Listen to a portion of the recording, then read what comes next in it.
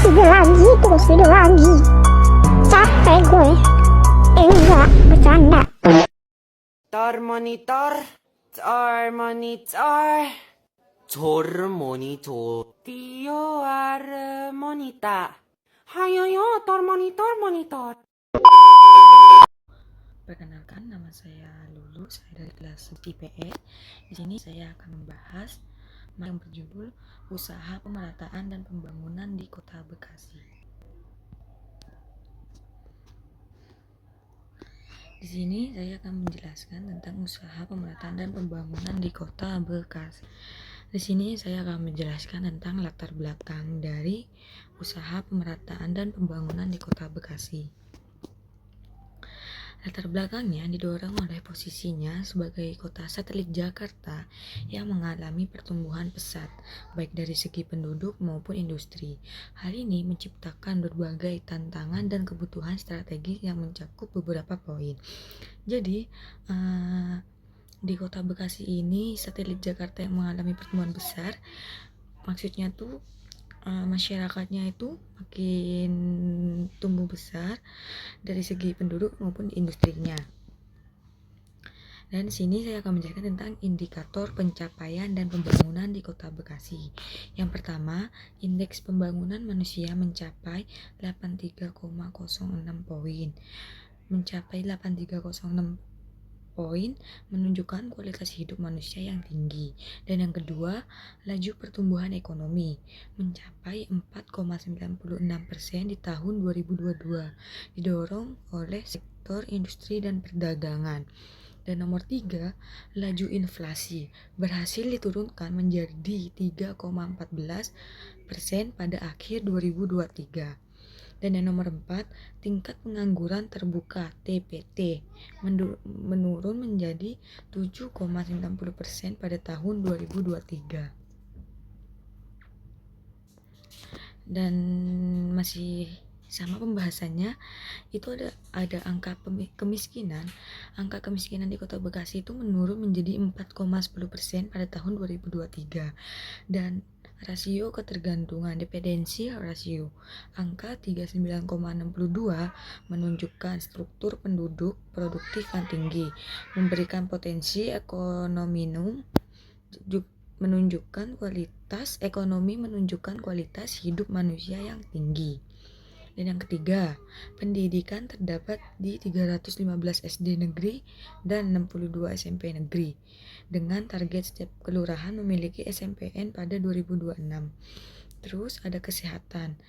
Capaian UHC 100% Universal Health Coverage dengan dukungan 4 RSUD tipe D dan 53 puskesmas.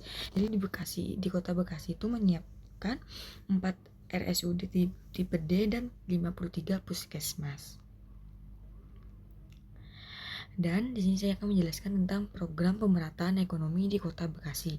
Pemerintah Kabupaten dan Kota Bekasi tengah menggalakkan berbagai program untuk mendorong pemerataan ekonomi dan pembangunan dengan fokus pada penguatan infrastruktur, pemberdayaan UMKM, dan optimalisasi dana desa.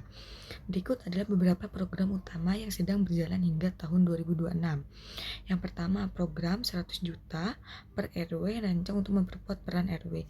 Jadi di Kota Bekasi itu ada program yang namanya per RW itu dapat uang 100 juta. Dan yang kedua, program 1 miliar satu desa. Jadi di Bekasi itu satu desa itu akan mendapatkan uang 1 miliar. Terus pemberdayaan ekonomi warga miskin KUB, dan percepatan infrastruktur berkeadilan. Dan yang kelima, sinkronisasi CSR perusahaan. Dan 6, penguatan akses keuangan TPKAD. Dan yang ketujuh, TMMD, yaitu TNI Manunggal Membangun Desa. Nah, di sini tantangannya yaitu ada ketimpangan infrastruktur, pembangunan dinilai masih strategistik, belum merata ke seluruh kelurahan dan tertinggal di area tertentu. Dan yang kedua, urbanisasi dan kepadatan. Laju penduduk yang tinggi menimbulkan masalah klasik perkotaan seperti kemacetan parah dan kurangnya hunian layak. Dan Dan yang ketiga, masalah sosial dan lingkungan. Munculnya pemukiman kumuh, terutama di bantaran sungai dan risiko banjir yang membutuhkan penanganan relokasi serta infrastruktur sosial. Dan yang keempat, kesejahteraan ekonomi. Adanya perbedaan mencolok antara kawasan elit dan wilayah ekonomi informal yang membutuhkan penguatan UMKM dan pemerataan ekonomi. Dan yang kelima, peningkatan sumber daya manusia. Kebutuhan akan fasilitas pendidikan yang lebih baik dan merata, serta akses layanan kesehatan yang mudah dijangkau seluruh lapisan masyarakat. Di sini saya akan menjelaskan tentang bantuan sosial.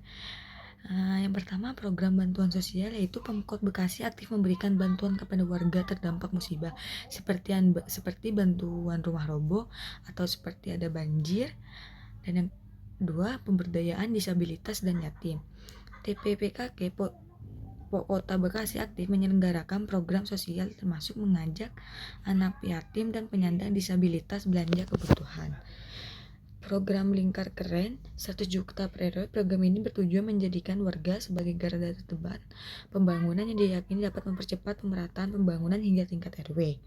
Dan yang ketiga, perekaman data kependudukan. Kementerian Sosial bekerja sama dengan Pemkot Bekasi melakukan perekaman EKTP bagi ex pemulung dan tunawisma untuk memastikan karena mendapatkan akses layanan sosial penanganan. Jadi kesimpulan dari semuanya yaitu pembangunan di Kota Bekasi telah menunjukkan kemajuan fisik yang signifikan sebagai bagian dari wilayah metropolitan Jabodetabek. Namun tantangan terbesar saat ini adalah menghapus dualisme pembangunan dan memastikan pemerataan ekonomi serta infrastruktur ke seluruh wilayah, tidak hanya tertuju pada satu area saja. Oke, sekian presentasi dari saya. Kalau ada yang salah, mohon maaf. Wassalamualaikum warahmatullahi wabarakatuh.